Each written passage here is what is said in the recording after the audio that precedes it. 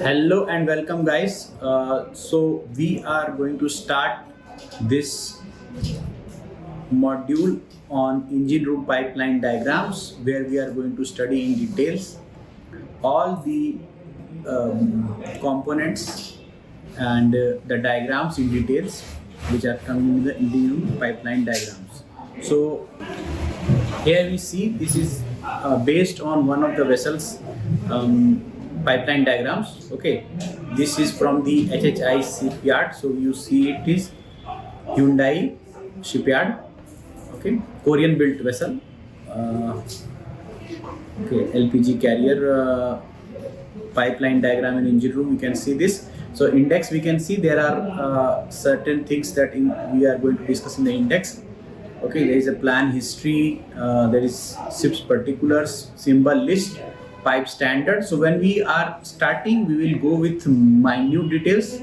So we will study from the small symbols that come in the pipeline diagram, then what is the pipe standards, and then we will go into these many pipelines as they are shown in this index list. Okay. A message for every marine engineer out there. First time joining and scared of what will happen on board? Our Combat Achiever packages show real shipboard videos before you step on, so you join with confidence. Junior engineers still repeating those basic mistakes? Our basic troubleshooting package helps you avoid the same errors we all made on board ship. Fourth engineer, go in depth into purifiers and compressors. Izzat nahi kamani kya? Third engineer, learn auxiliary engine overhauling and boiler testing step by step. To all second engineers and chief engineers and ETOs, hydraulics, maneuvering, electrical circuit diagrams, PLC, PID, reefer and AC system. Guys, troubleshooting should be your forte. अगर जहाज पे इज्जत अपने juniors की चाहिए, तो troubleshooting आनी चाहिए. 24 packages, many more coming soon. 2-year subscription. That's MNDFLIX, not a course, but a technical lifeline you need on ship. Check out our free trial videos. Link is in description box. So in this particular video, we are going to discuss about the symbol list. We will start with the symbol list. Okay, so before starting that, we can see there is a history of this diagram. So this was originally made in January 2022. You can refer to your vessel's diagram and you can come to know where the revised diagrams came in. So first revision was done in March 2020, then a second revision was done again, revised for construction. So they were revised, and these are the revisions. R100 means revision. So when you see in your diagram R100 or R something, that means that is a revision. Okay, abbreviation table, if you see, OC is for ship owner's comment. Okay, owner's comment.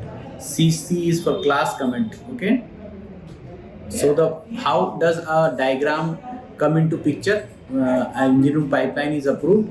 A ship owner applies for the pipeline diagrams with the class.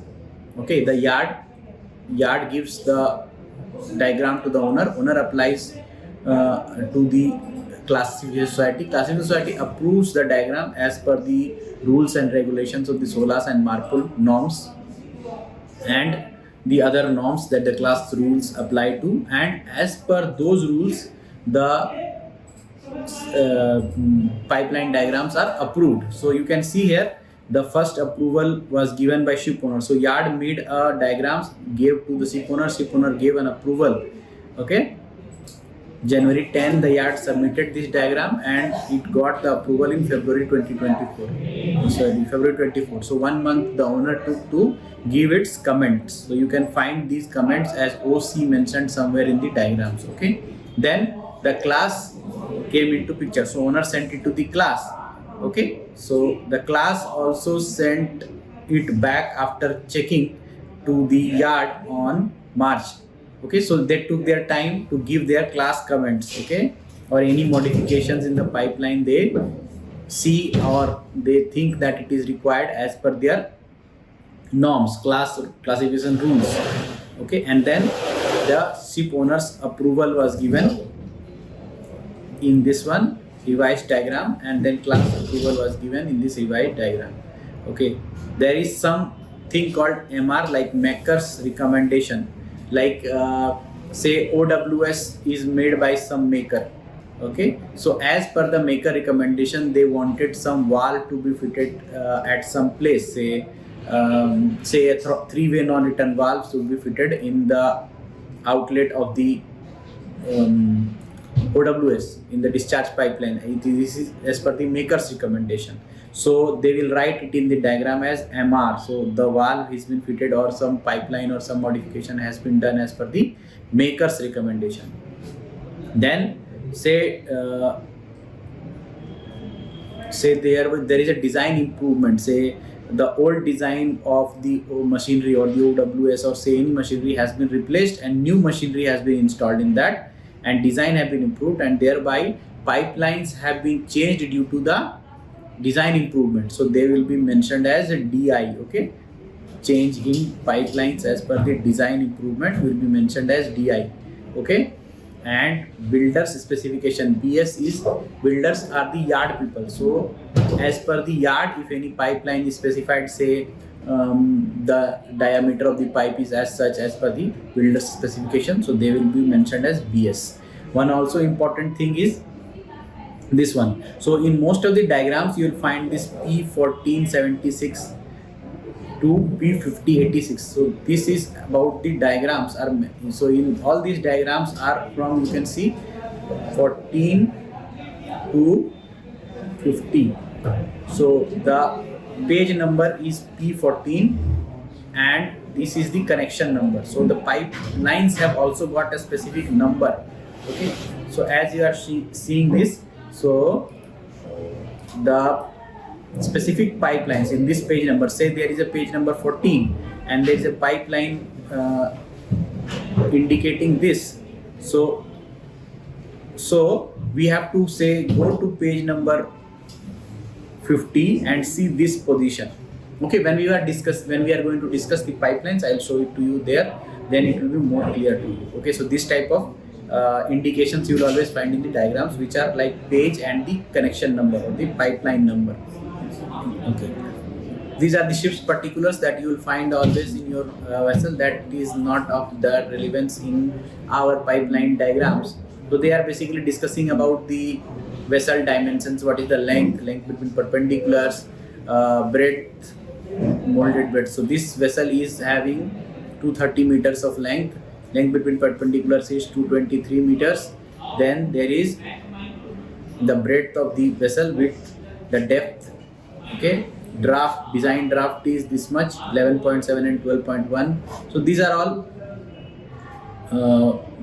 as per the requirement. Okay, they have mentioned the tank capacity, cargo capacity, bunker tank capacity. Okay, now we come to our important discussion on this symbol list. Okay, so this is the discussion on symbol list in the pipeline diagram. Okay, so as per the classification, they have divided the symbol list into pipe and pipe joints, control and regulation parts, valves and cocks, pipe fittings, and control and instrumentation. We'll do it one by one. The first discussion will be with the graphical symbols on the pipes and pipe joints. Okay. Okay, so these symbols were devised to signify them what is their so whenever you are reading the pipeline diagram, when you see this symbol, that means the name here given. Okay, I'll show it through a photo representation also, how does this symbol look like. Okay, so that you have a clear idea about, when you see this in the pipeline, you can know what exactly it will look like when in the when you are seeing the engine. Basically, when you are especially when you are a junior engineer and you are going to trace the pipelines in the engine room, the first job you are given when you join a vessel is to trace a pipeline. Okay, so when you have these ideas about the symbols, it will be very easy for you to locate actually what the pipeline looks like. Okay, or the symbol looks like. Okay, so let us go to the first symbol. This is the symbol of pipelines. Okay, so you can see there is a single pipeline passing and it is not being connected. Okay, you can see so we'll take a different color for this. You can see other pipe is not touching the pipe which is crossing. So this is, pipes are crossing but they are not connected. So this must be different pipes. So this pipe may be of bilge line and this pipe may be seawater line. So because they are passing nearby and the pipeline diagram has to show them in vicinity and they are not being connected, so there will be a gap between the two pipelines. So whenever you see a gap, that means the pipes are not connected. Okay, let us see the second one. Okay, so I'll show it to you through a photo also, how does they look like. The second one is connected crossing pipes. Okay, so what, say, similarly to the first photo, you see the second photo, you don't have a gap in between the two pipes. Okay, the pipes are connected like this, so this will be a common pipe.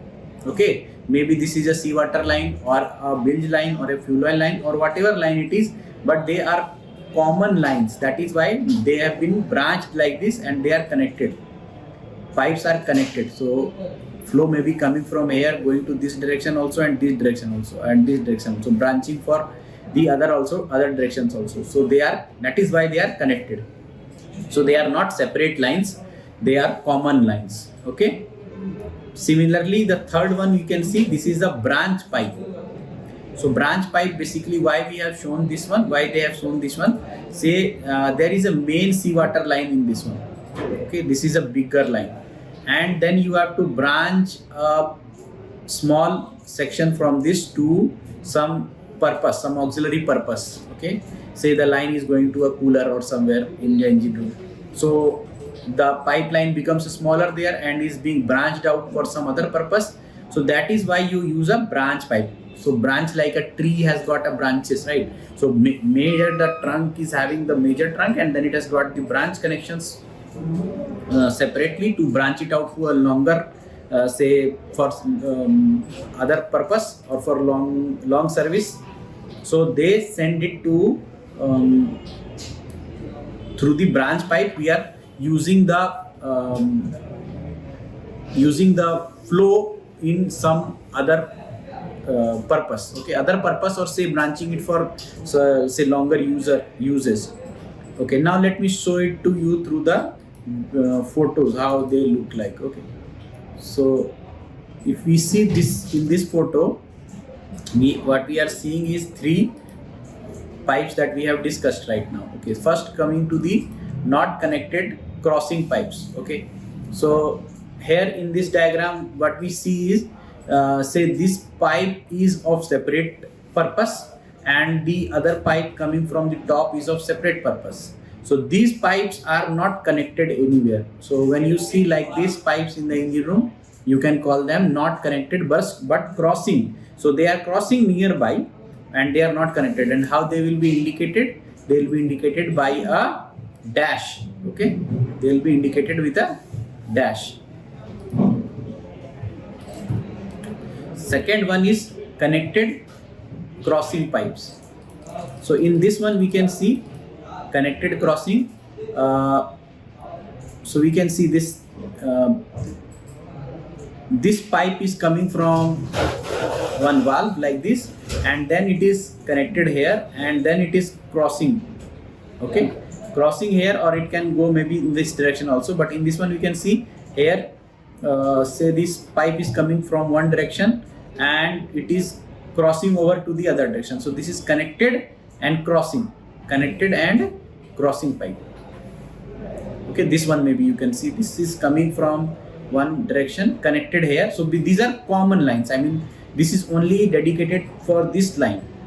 So only when this pipe will be connected when they are of common use, say only for seawater, only for bilge, only for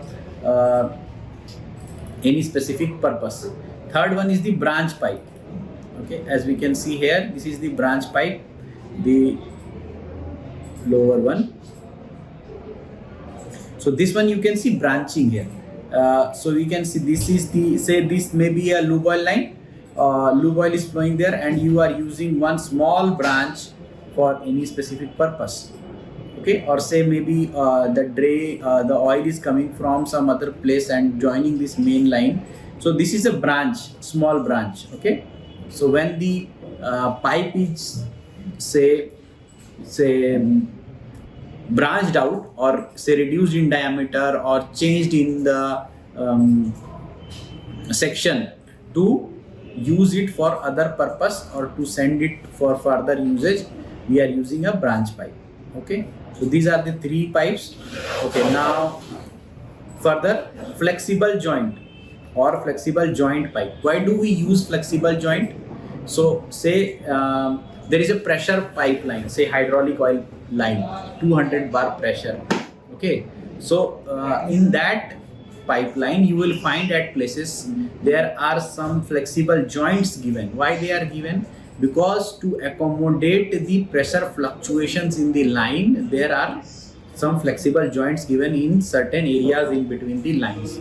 Otherwise what will happen, say when the line gets over pressurized, because the lines are designed pressure tested for the same job, but in case say there is a any valve is closed in the line, or say there is a blockage in the line, the hydraulic oil will rise in pressure. Since it is not compressible, what it will do, it will try to rupture the pipe. So for accommodating that kind of pressure fluctuations or certain scenarios like this, there have been at places these flexible joints are provided. Okay, so they are shown by this type of indication. Okay, second is flange joint. This is very common. All the pipelines in the engine room you will find this kind of zones. It is shown like this. Okay, symbol for the machine connection flange joint. If there is any two flanges are used to join two pipes. Okay, so by the bolts, so this will be a flange joint. This is a most common joint. Always two flanges will be used to join the two pipes. Okay, so this connection is called flange joint. Okay, the third one is a reducer or expander. Okay, so the reducer will be shown like example is given here. This will be shown like this. Okay, okay, let me show. Okay. So this one is the reducer. So why it is shown like this? So what reducer means or the expander means, that the diameter will go on reducing. Okay, or from the other side of the flow is the diameter is going to expand. So it is like a convergent divergent nozzle. Okay, where the say convergent part, it is going to converge into smaller section. So this one, so this is a reducer. You can see it in the pipelines, mainly seawater pipelines. When you will have bigger pipelines, say this is 150 nominal dia or 250 nominal dia, and then you are branching it for any auxiliary purpose, taking it into a smaller section, then it will be say 125 nominal dia, then it will be used with a reducer. Okay, what this reducer will do? So reducer will basically reduce the amount of flow that is going into this pipeline. So through this reducer, a smaller amount of say fluid will flow through this line. Say what seawater or fresh water, etc. will be flowing through this line. So basically reducing the area. So if the flow rate is here, so pressure will also, so when you reduce the area, pressure will increase in this section. Okay, you have 3 bar here, so maybe here it will be 4 bar. So by reducer, you are using the reducer to increase the pressure on this other side. Okay, thereby pressure increases, velocity also increases. Okay, in this section. So there is a reducer or expander. Third is a sleeve type expansion joint. Okay, sleeve type expansion joint is where will you use sleeve type expansion joint? So when in case we are using any high pressure pipelines like steam lines or like hydraulic lines also, where there will be a sleeve where it will join the two pipes, and because of the sleeve, any expansion, or say mainly in the high temperature where you have high temperature fluid moving like steam moving, So in that case, if the pipes will expand, they are going to maybe join together. So the sleeve is given on top of it. So in that case, the pipes are not able to join, or say they will expand but they will not join together. So that is why sleeve is given. Okay, this is sleeve type expansion joint. Let me show it to you. These were the other pipes. Okay, the second one is flexible joint. So as we can see, this is the flexible joint. So maybe in the hydraulic pipeline, you can see this, there is a bellow inside. Say rubber joint is there. So these kind of joints are given to accommodate any vibration or any pressure pulsations in the lines. That is why you are using a flexible joint. Okay, they are shown like we have discussed before. Then comes the flange joint. This is the most common joint. Like there are two flanges, and these two flanges are used to join two pipelines. So these are the flange joints. Okay, the third one is the reducer. You can see it is shown like concentric reducer, eccentric reducer. Eccentric reducer is not having the same same diameter change in diameter. In the concentric reducer, you will have a uniform change in diameter. This is the concentric reducer. Mostly you will find it in the seawater pipelines. Okay, to reduce the diameter and increase the flow rate, increase the velocity and pressure. Okay, these are the concentric reducers. This is why I am explaining it through a photograph, so that when you see it on board, you can directly visualize that, okay, this was the one thing that was explained in this pipeline. So this is the reducer or expander. Okay, reducer or expander. Now we had discussed the sleeve type expansion joint. Sleeve type expansion joint. Okay, so the first one here, you see, this is the sleeve type expansion joint. Okay, so you can see there is a sleeve here and a pipeline is passing. You can see reducer here also, reducer here.